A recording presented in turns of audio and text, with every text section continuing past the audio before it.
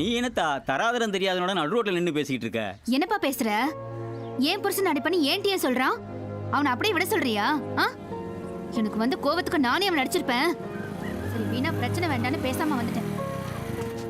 என்னம்மா நீ முரட்டுத்தனமா பேசிக்கிட்டு இருக்க? ஏதாவது ஒன்று ஆயிருந்துச்சுன்னா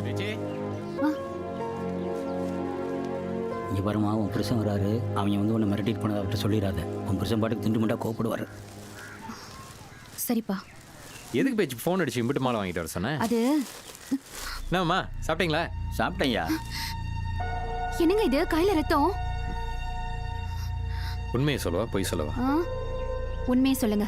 சன்னாசி சரவடி இருக்கான்ல. ஏண்டா என்ன தைரியம் இருந்துச்சுன்னா என் ஆளுங்களை அடிச்சது இல்லாம எங்க அப்பனை வேற மிரட்டிட்டு போயிருப்பேன். ஏய் அடிக்கடா அவனை.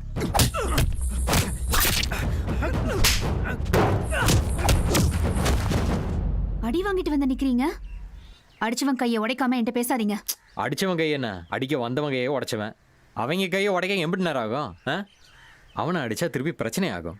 நீ தானே சொன்ன ஒரு சம்சாரி தான் சம்சாரத்தோட சந்தோஷமா நிம்மதியா வாழணும்னா அவன் எந்த சண்டை சச்சரவுக்கும் போகவும் கூடாது, அவனை தேடி எந்த சண்டை சச்சரவும் வரவும் கூடாதுன்னு. இப்ப நீயே அடிக்க சொல்ற? வேணான்னு விட்டுட்டேன். விட்டது விட்டதாவே இருக்கட்டும். இனி நம்ம எந்த பிரச்சனையும் இல்லாம சந்தோஷமா வாழ்வோம் பேச்சு.